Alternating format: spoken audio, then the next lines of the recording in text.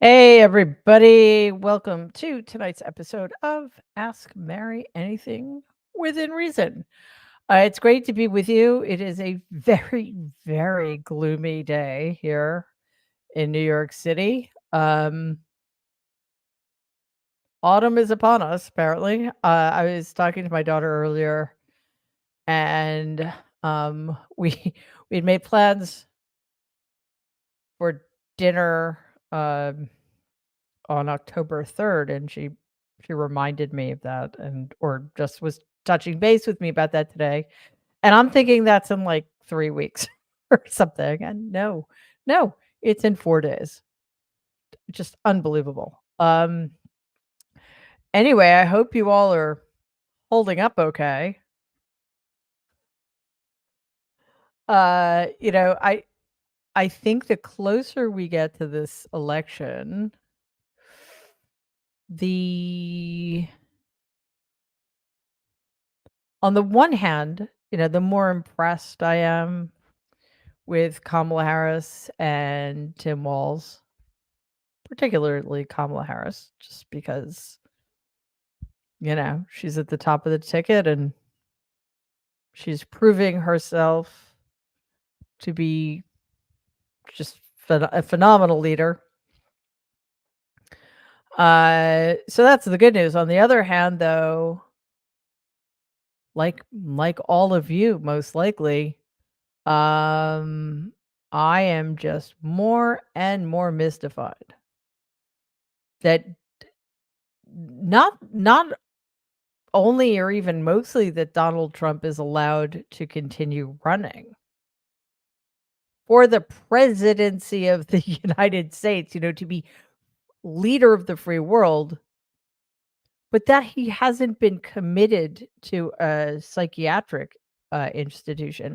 And I don't mean that in you know, um, a mocking way at all.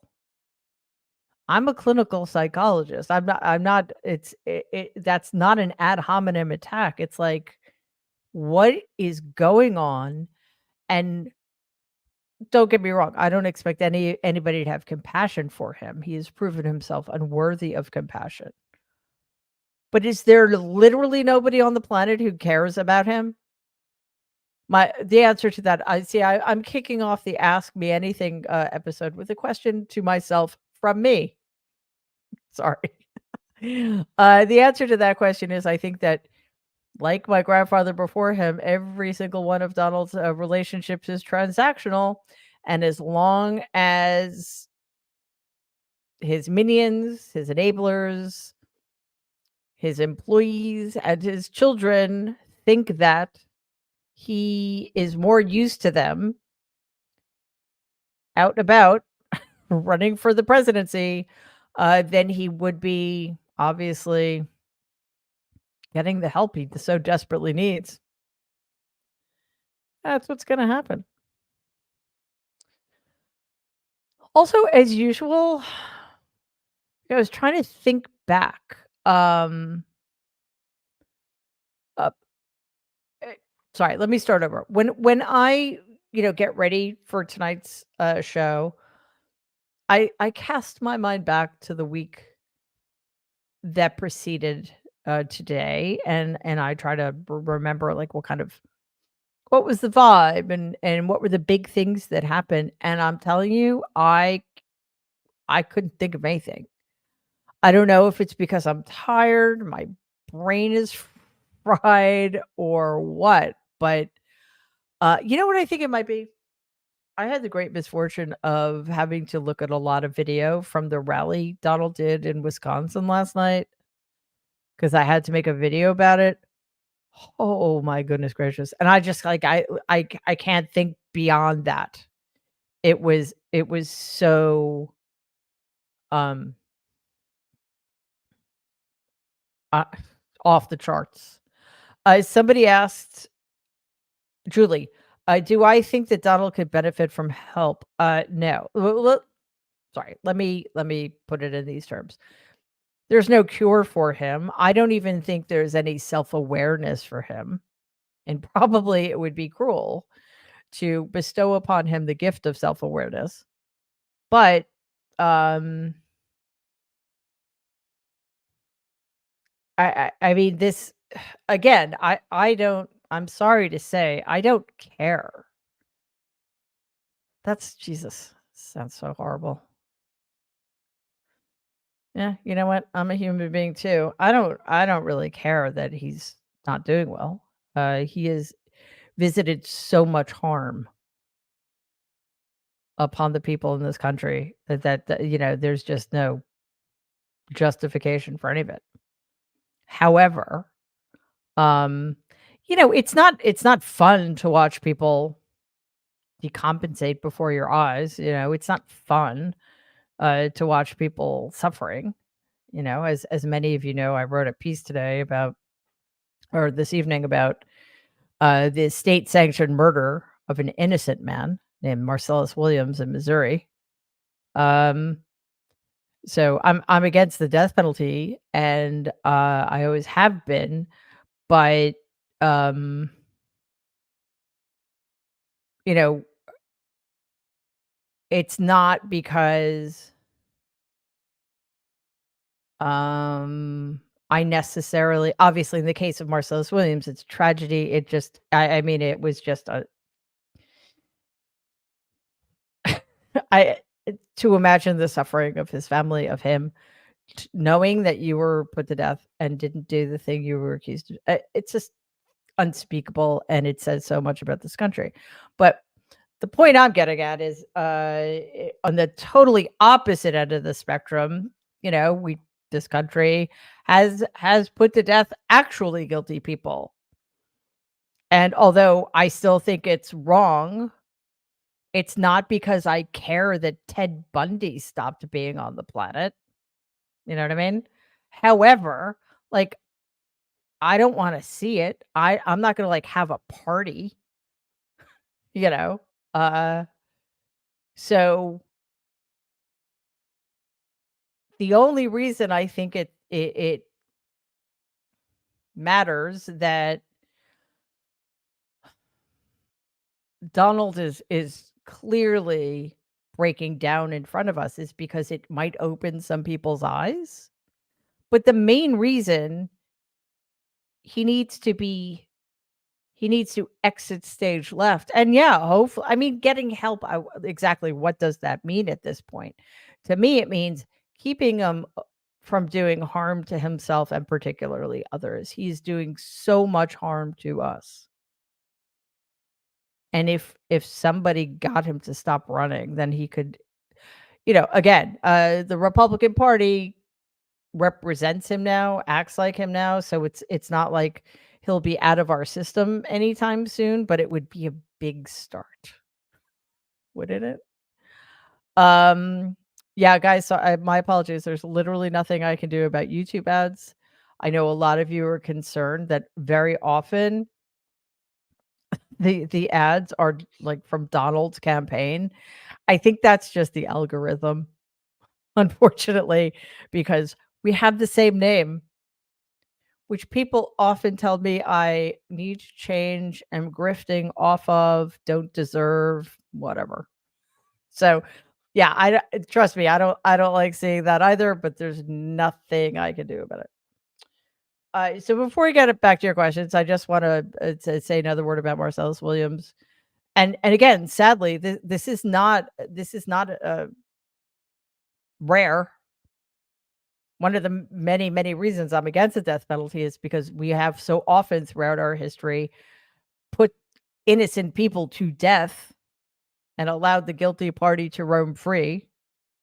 The death penalty disproportionately impacts Black Americans and poor Americans, and particularly Black and poor Americans, or I should say Black Americans who are also poor. Um, Sherry, I don't know why Substack wouldn't let you comment. That's really weird. Sorry, I think it was about Donald Trump projection. I'll try to remember it. I'm writing it down. So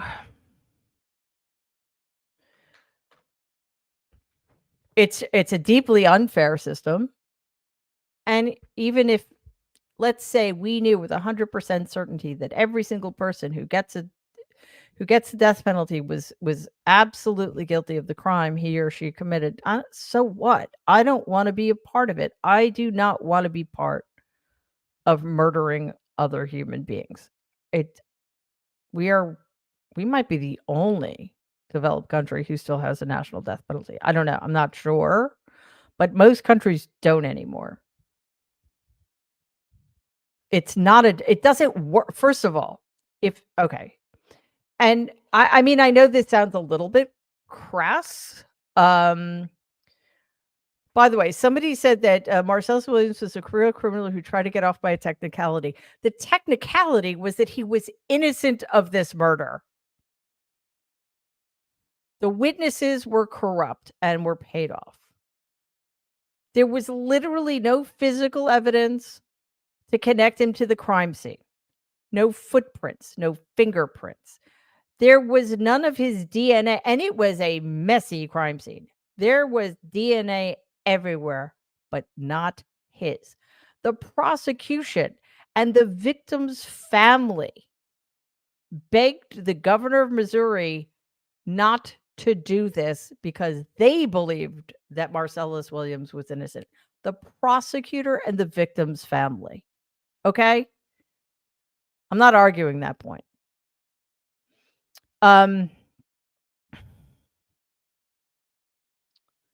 Seriously, guys, come on. We need to be better. So, in more technical terms, one thing that's terrible about the death penalty, which pales in comparison to the other ways it's terrible about the death penalty, is it's extraordinarily expensive. I mean, it costs the taxpayers untold hundreds of millions of dollars.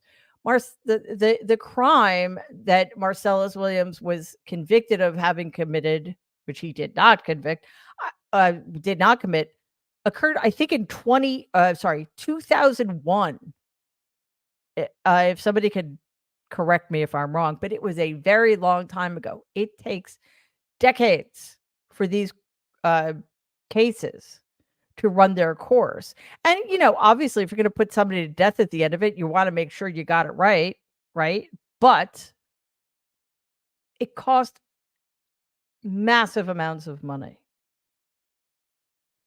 And, like, most obviously, it is not a deterrent.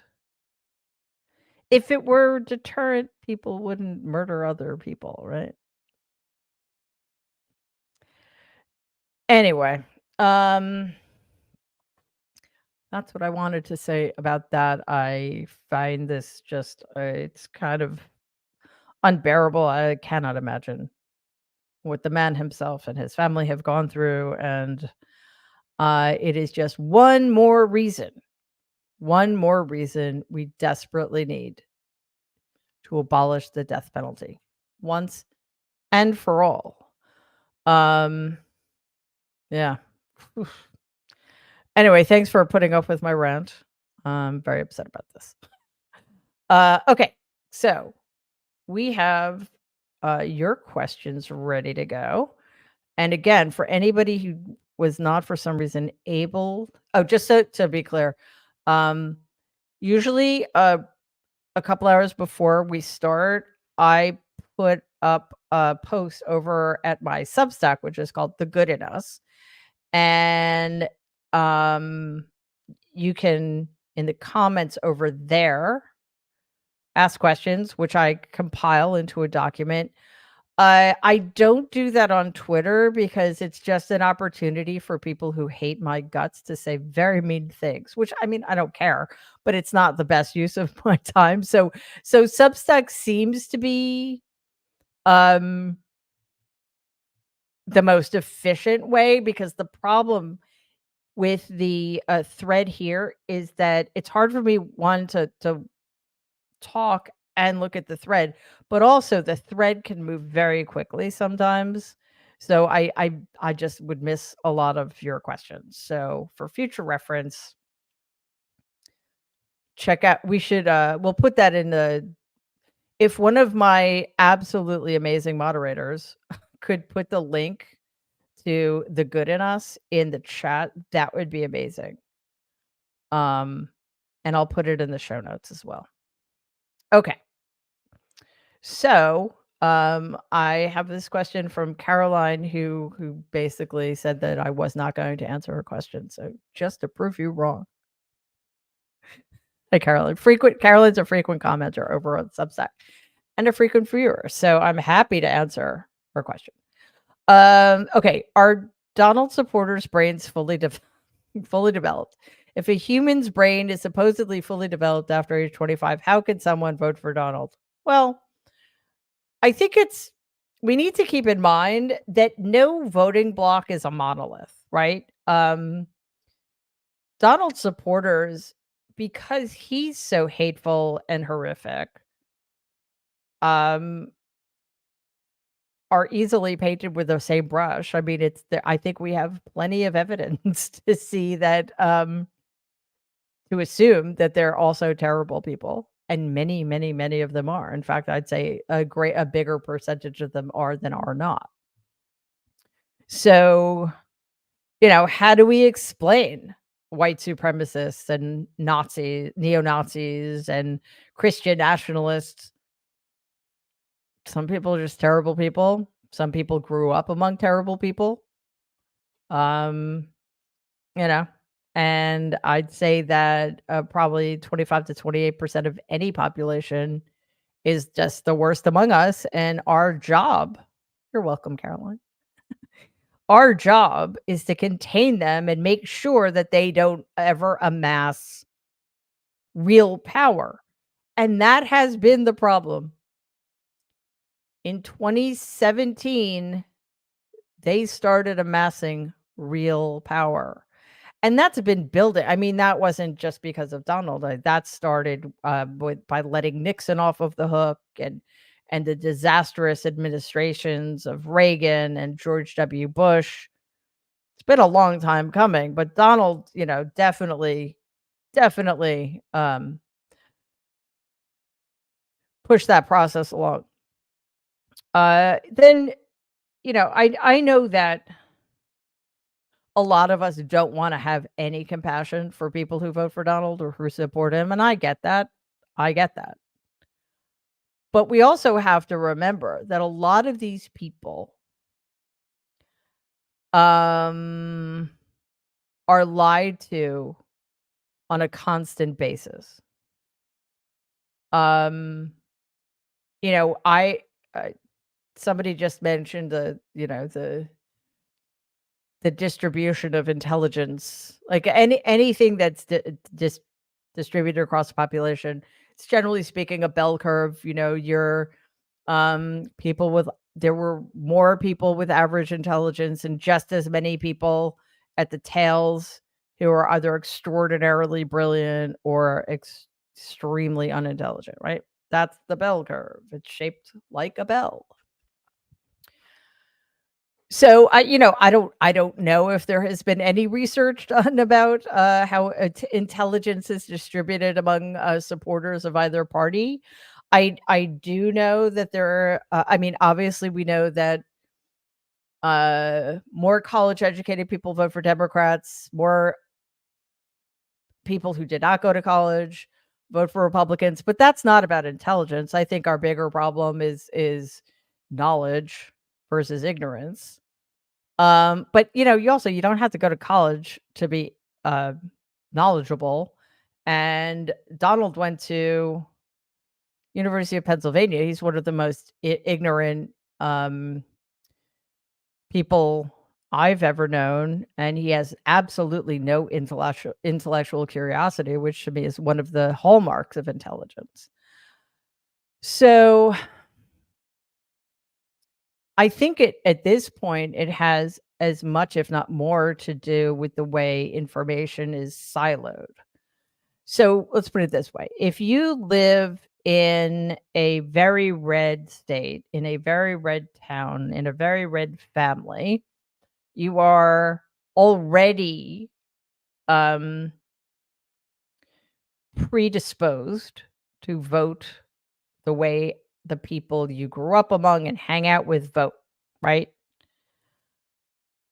Now, uh, it gets worse because not only do you just are you surrounded by people in your life who all think the same way and vote the same way, you're always watching Fox News, you're always watching Newsmax, you're always online looking at YouTube videos of Ben Shapiro and Charlie Kirk and Josh Rogan and Jordan Peterson, right? So it gets even worse than that, though, because on top of all of that, the constant bombardment of people um, validating your beliefs, which were formed in part by them, and having total strangers validate your beliefs across media platforms, you have politicians whom you've supported and entrusted with your vote at the local level, your mayor, and then your state senators, and then your congressperson, and your senator, and then the person in the Oval Office, right? All Republicans, again, whom you trust, are also lying to you constantly about what they're going to do for you, about the threats facing you, about the horrors of Democratic policies, and on and on and on. How can somebody vote for Donald? They've been lied into it very convincingly. There's CBS News. I see. Correct me if I'm wrong, but I'm pretty sure the vice presidential debate is on CBS, and CBS just ran a. I haven't had a chance to watch it yet, but the premise is that in one Scandinavian country, they are starting to teach media literacy to very young children, like in elementary school. Sounds like a brilliant idea. I mean, I've been saying this for a long time. Starting in when our kids are really young, we need to teach them media literacy. We need to teach them critical thinking skills. And we need to teach them, there was a third thing. Civics. Like, why do we only teach civics in 11? If we even do, we probably don't even do that anymore. But, you can start teaching civics to young kids by it's just about making them understand how government matters in their lives as they grow up, right? Those three things, and we don't have to have this conversation anymore. So they're teaching media literacy. At the same time, CBS, which is running the vice presidential debate, will not have fact checking during the debate. I know JD Vance isn't as good at it, but he is as prolific a liar as Donald Trump. And how journalists, so-called, can abdicate that responsibility is mind-blowing to me. It's mind-blowing to me.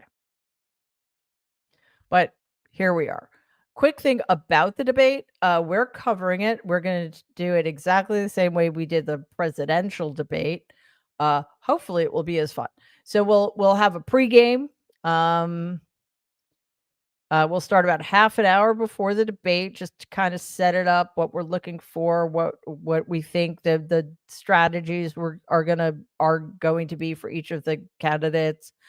And then obviously we'll watch the debate together, and when possible, in those moments it would not be disruptive.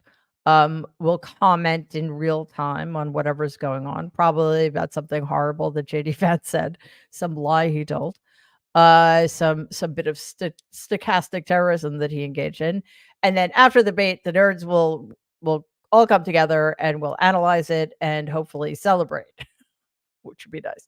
Yeah, last time I think we started at 8:30 and we went until 12:45 the next morning.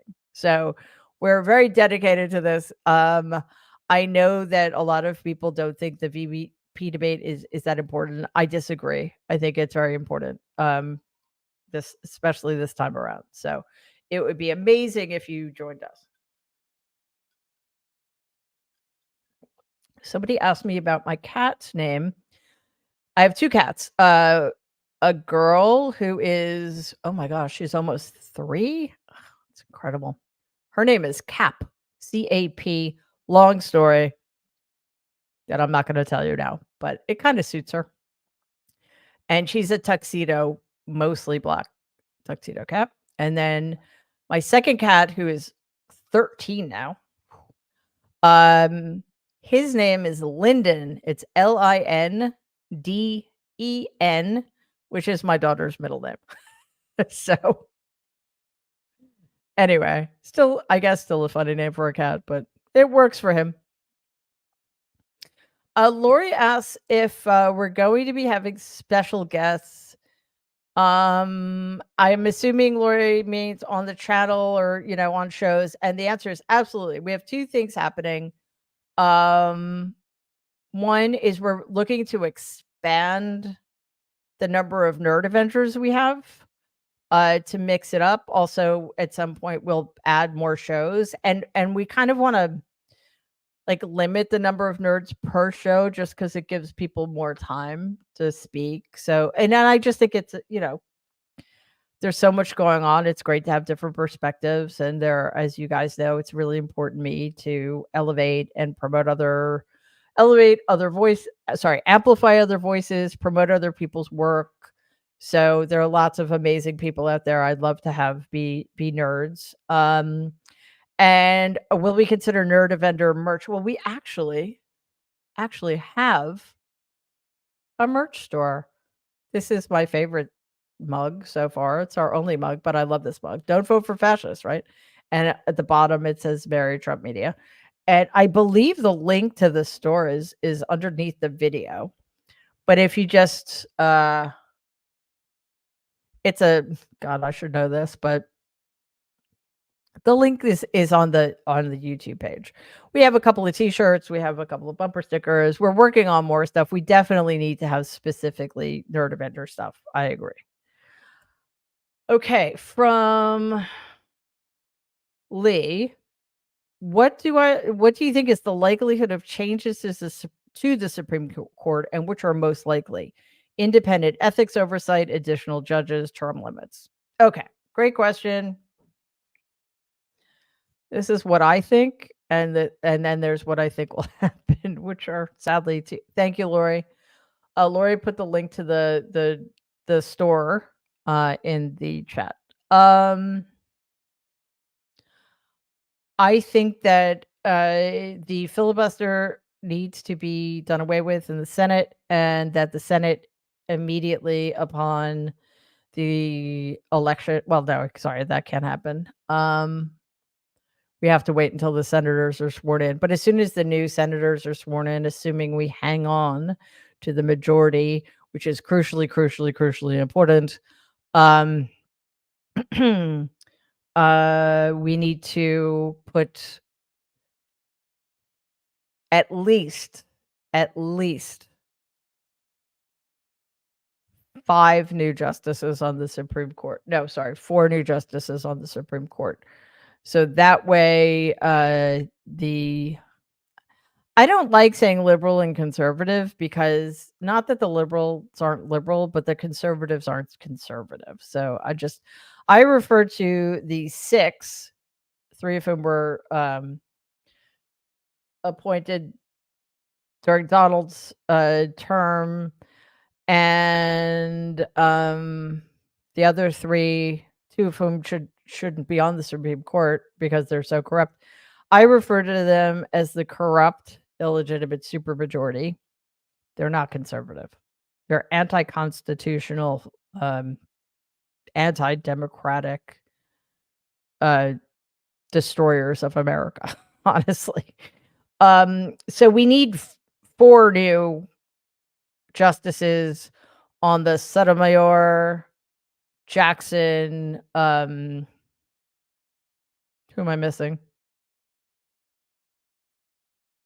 Can't I can't think of her name off the top of my head. We need 4 more, so then we would have 7 versus 6. That's all we need. Unlike the Senate, the Supreme Court is a democracy just simply based on majority vote wins. I know that I believe Sheldon Whitehouse has a plan to add some fairly large number of maybe it is 6 justices, but like over the course of many, many years. No, no, no. We need this done yesterday because I think at least 3 of the justices on the illegitimate supermajority should not be on the court, starting with Clarence Thomas and Samuel Alito, but also Gorsuch, because Gorsuch is in the seat that Merrick Garland should have been in.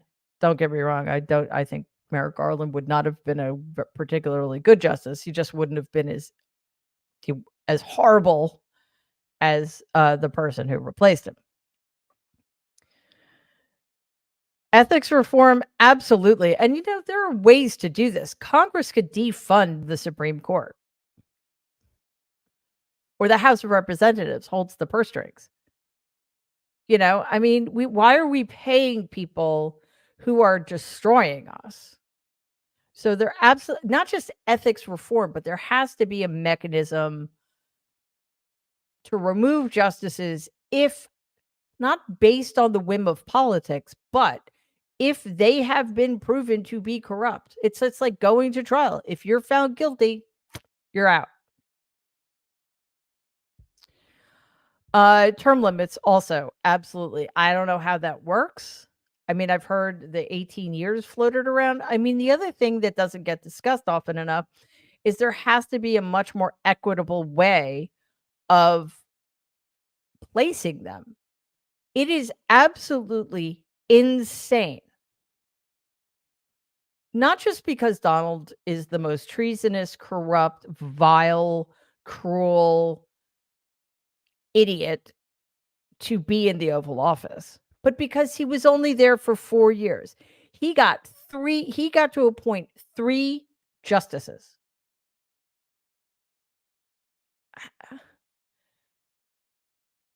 Obama was president for 8 years.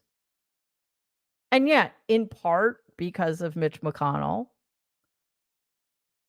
but also in part because how it happened, how many he got to appoint 1? In what universe does that make any sense at all? So, as the country gets more progressive, the Supreme Court gets more and more reactionary. I mean, these 6 people would have been perfectly happy being on the Taney court. Seriously. Which is infamous for the Dred Scott decision. Okay. So, ay vey. Yeah, there's a lot that needs to be done, but the most important thing in my view is to cancel out this cancer that is on the court right now.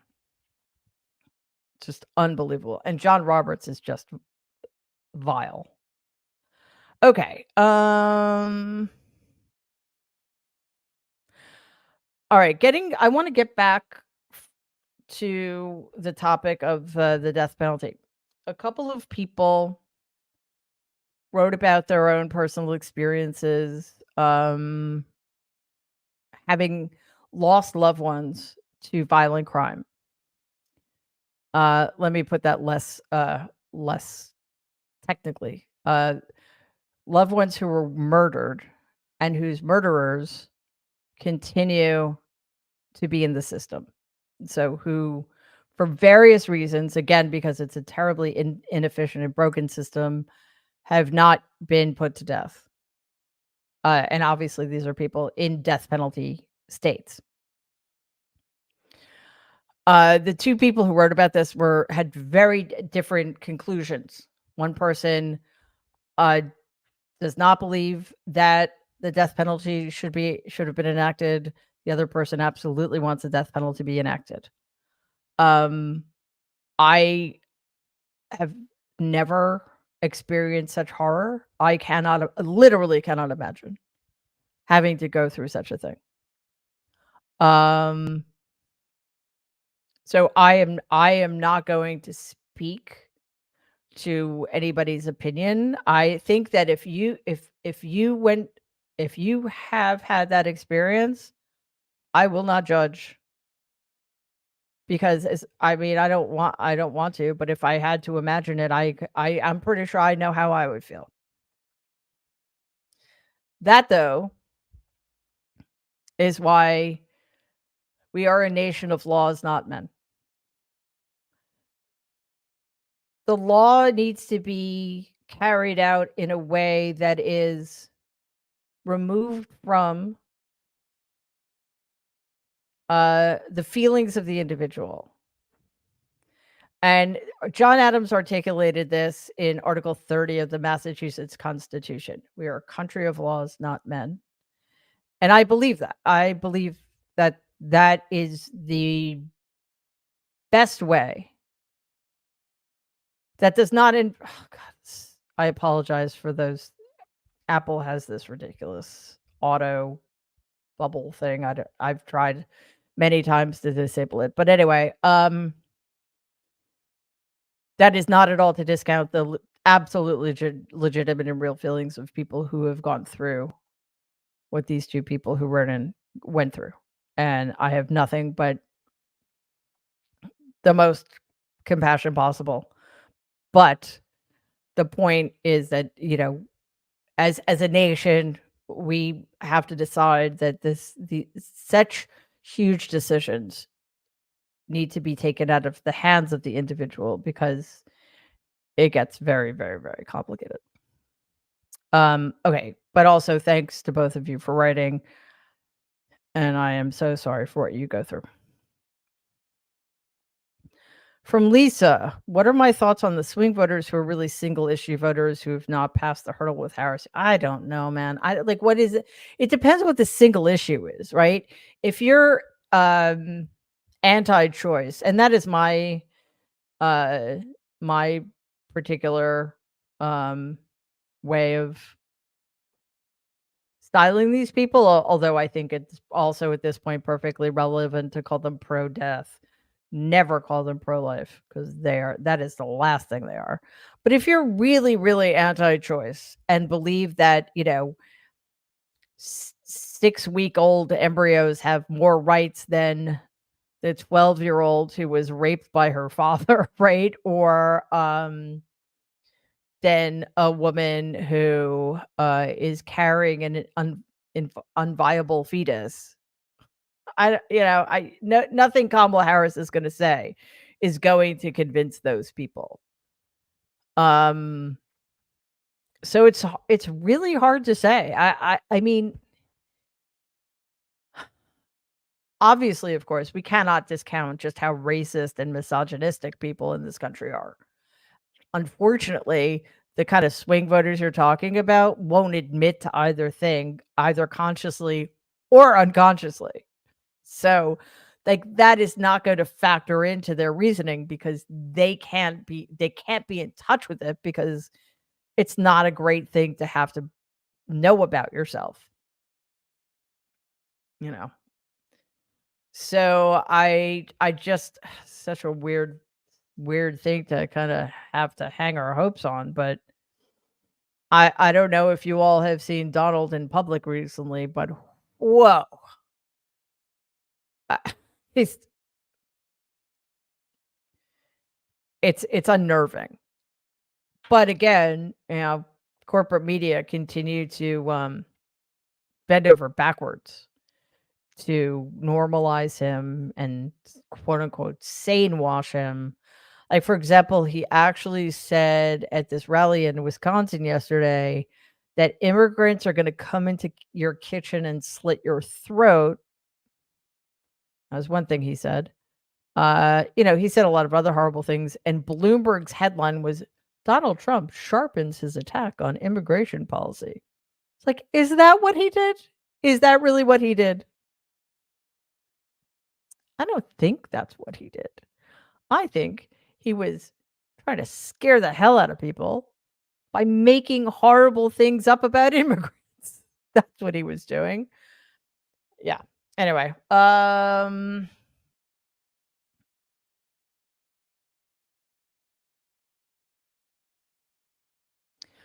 Marcus, this is a little lengthy. Who's responsible for this current state? Who could have but did not stop it? Who's really to blame here? The majority of American people are to blame. They're the ones who voted people into positions of power and continue to vote these people into office. When are we going to start blaming the majority of people in this country? Suburban white women put Donald over the top in 2016. Let's start by blaming them along with the uneducated. Okay, I'm not going to say the last part of that because that is not accurate. So let's leave it. And it's also it's not cool. Marcus, the last sentence of your question. Yeah, white people, what the fuck? I totally agree with that. White men in particular, but white women too. Voted for Donald Trump over Hillary Clinton, voted for Donald Trump over Joe Biden. We're looking, I mean, the numbers aren't that much different this time around. It is mystifying to me, except to say that white privilege is real. It is it's fallacious. It's a fallacious as a concept that white people are superior than and therefore entitled to such privilege. But because this country has never done the work, yeah, there is this thing called white privilege that white people benefit from even if they don't want to. If I could give up my white privilege, I would do it in a second. Guess what? I can't. I can't. What can I do? I can be aware of it. I can be very, very conscious of never taking advantage of it if when I have a choice. But most of the time, it's just a thing that happens. You know? I could go into a store and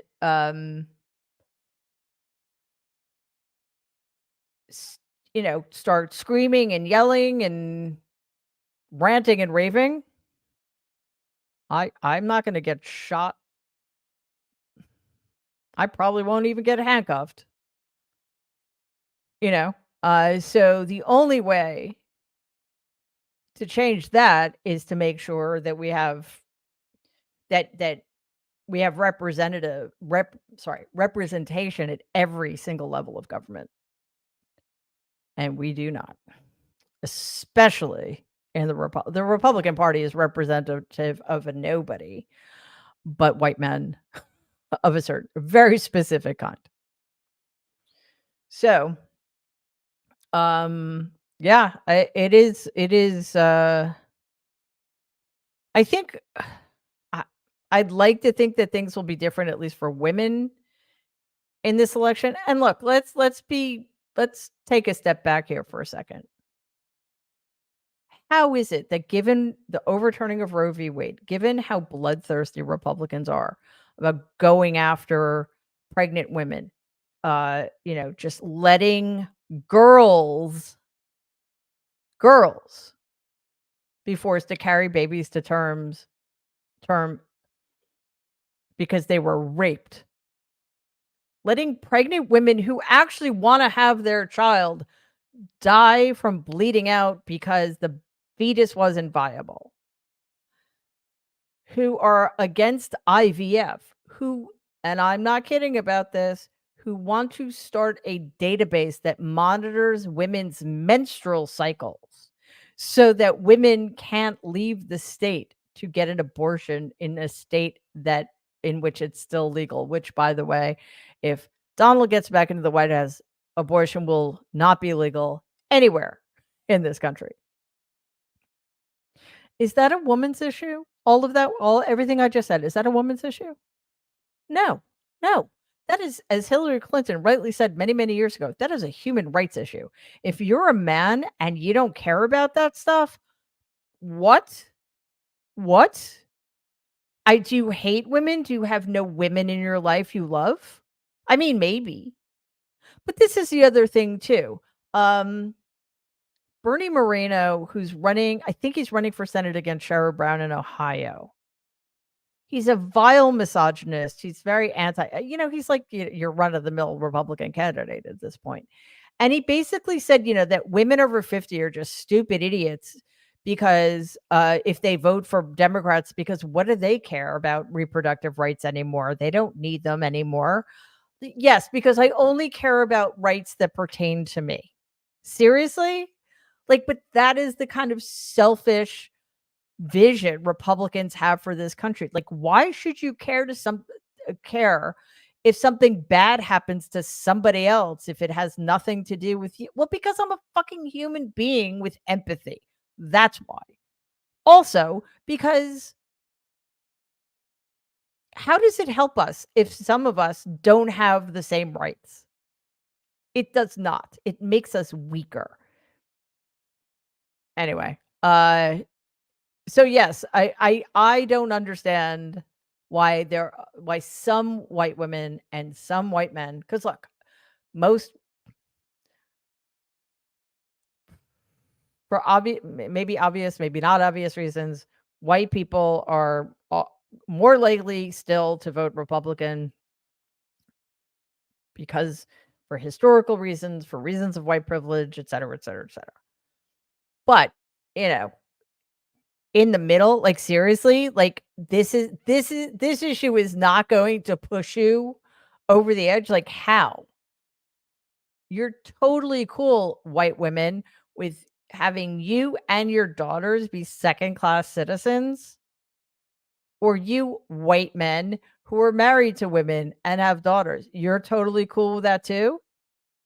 But then remember, like, I was alive when it was still illegal for women to have a credit card without their husbands co-signing for it.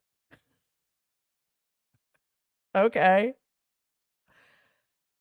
I mean, I'm not 300 years old. It wasn't that long ago. I think it was in 73 or something that women finally could get their own credit card without the help of their spouse. I mean, on the one hand, like, we're still new at this stuff. On the other hand, we're going backwards thanks to the Republican Party and Donald Trump and the Supreme Court. And it's hard to convey that to people who aren't constantly plugged into what's happening. It really is. Because part of it is because it's so mind-blowing. Like, I have these moments where, like, I cannot, I can't believe this. I cannot believe that not only is Donald Trump not in prison, he's still the leader of the Republican Party, even though on January 6, 2021, he tried to get a bunch of them killed. Okay. That wait, hold on a second. There's 1, 2, 3 out of 4 of his cases have been stalled because of partisan judges and the corrupt, illegitimate supermajority in the Supreme Court. How and 2 of them, I mean, they're all incredibly serious. I do not want to diminish the importance of the New York State trial at which he was found guilty of 34 felonies,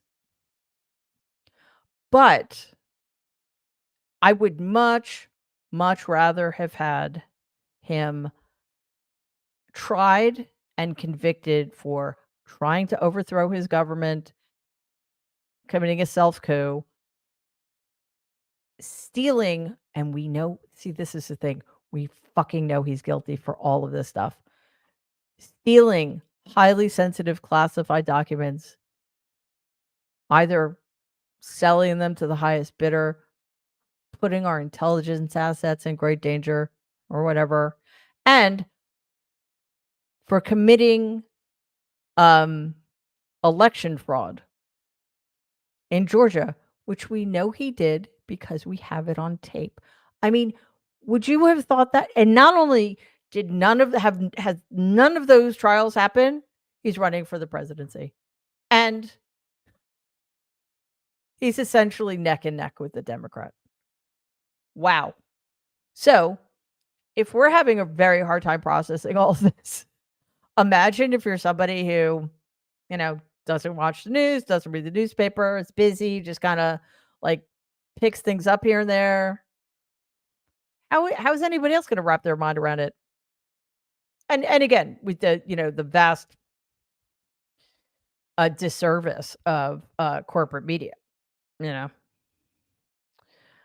Vicky asks, "I heard that President Biden could get members of SCOTUS to leave." I don't think that's true. I know that President Obama, when he was in office, tried very hard to get, Ruth Bader Ginsburg to step down, but I mean, justices don't, as as we've learned, they don't have to do anything, anything they don't wanna do. And nobody is holding them accountable at all.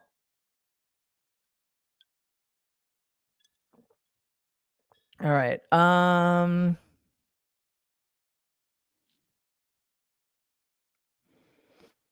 Sorry, I had this organized.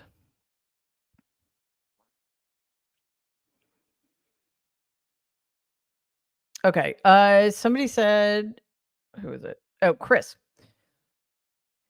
Can I talk more about Donald's mother? That would be my grandmother. I said their relationship was weird and that Donald's mother acted like she didn't really have to be involved in Donald's upbringing with separate distance. What do you mean by that? Okay, I mean, I don't mean their relationship was weird. I meant that in my dad's family. Okay, there were my grandparents had 5 children, 3 boys, 2 girls. And, this was in the 40s and 50s, and there was definitely a gender difference, right? Women were girls, were treated, much, uh girls were treated in a way, that was very different from how boys were treated, and, boys had all these expectation placed upon them. For example, my dad, who was the oldest son and the namesake, was absolutely expected to take over the family business. My Aunt Marianne, who was the oldest child, had no expectations. Nobody cared what the girls in the family did. Professionally, you go to if you wanna go to college, fine, but you're gonna get married and have kids.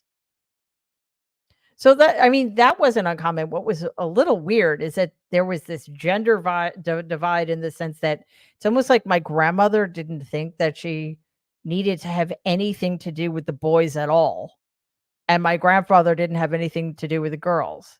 Very strange. But other than that, I mean, the most important thing to, know about, uh, my grandmother and Donald is that when he was 2 and a half, and honestly, like, this is what my whole first book, what's it called? Too Much or Never Enough. It's a whole book is about this. I now think of it like people refer to my first book as a memoir. It's not. It's a psychological history of a family. So it goes very deep into Donald's developmental history, but just very briefly, when Donald was 2 and a half, which is the most critical developmental period for, children, my grandmother became very ill, and for about a year, she was absent, either physically, in the hospital, or even when she was home because she was in so much pain, or emotionally because of what she was dealing with. So, at that very critical time, Donald was essentially left without his primary caregiver, and, my grandfather was a sociopath who couldn't have cared less about, uh, fulfilling the, emotional needs of any of his children, let alone a 2.5-year-old. So, that's where things started to go very, very wrong. What compounded that trauma is that when my grandmother was better and was, you know, I mean, to the extent that she got better, really, she had a lot of issues. She did nothing to repair the damage.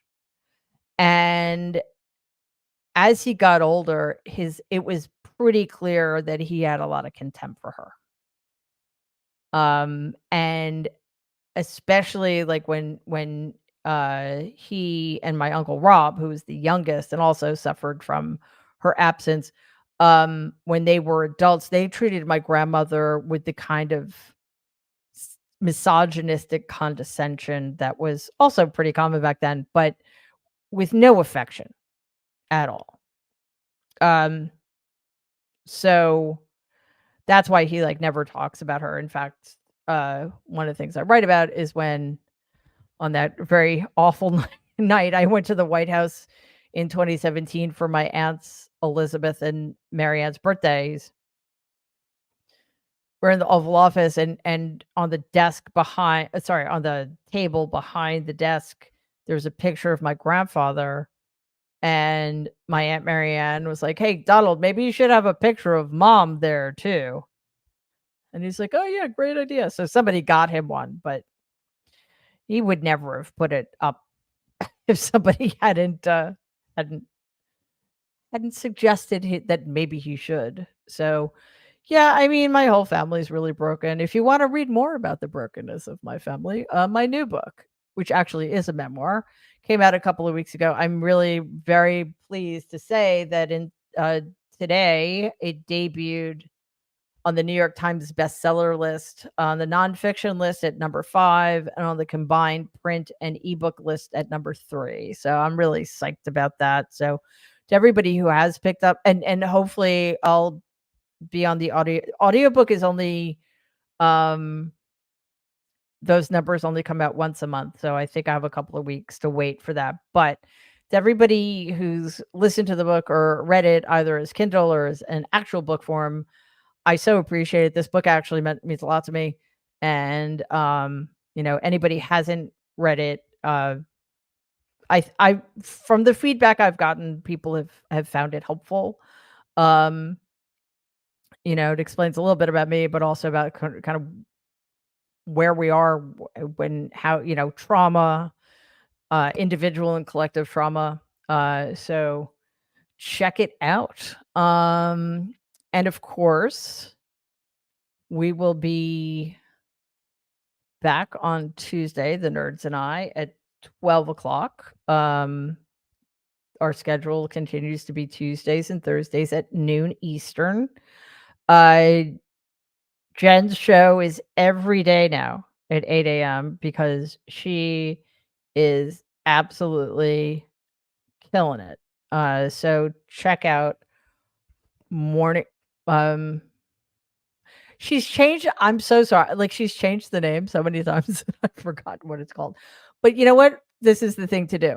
We have links on the homepage of Mary Trump Media, but you can also go to Jen Taub's YouTube channel and subscribe there to be alerted.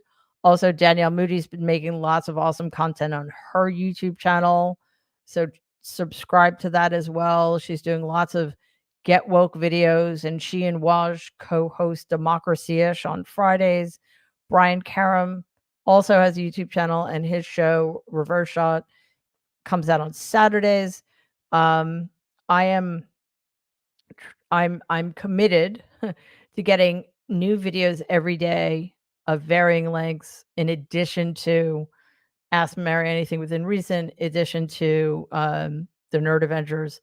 Also, just to reiterate, somebody asked this earlier, we are planning to start an interview show.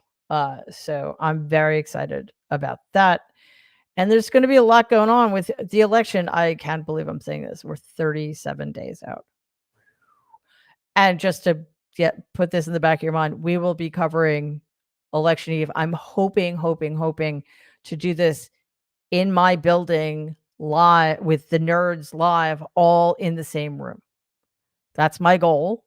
So we will obviously keep you posted. And do not forget the vice presidential debate between Governor Tim Walz and that horrible domestic terrorist from Ohio, JD Vance, will be debating on Tuesday, this coming Tuesday, October 1st. We will be starting half an hour before the debate and going for the duration. So thank you all so, so much for being here with me tonight. You guys know how much I love doing this. So thank you. And I will see you back here tomorrow with some of my videos and then with the nerds on Tuesday at 12 noon Eastern. In the meantime, please stay safe and be kind.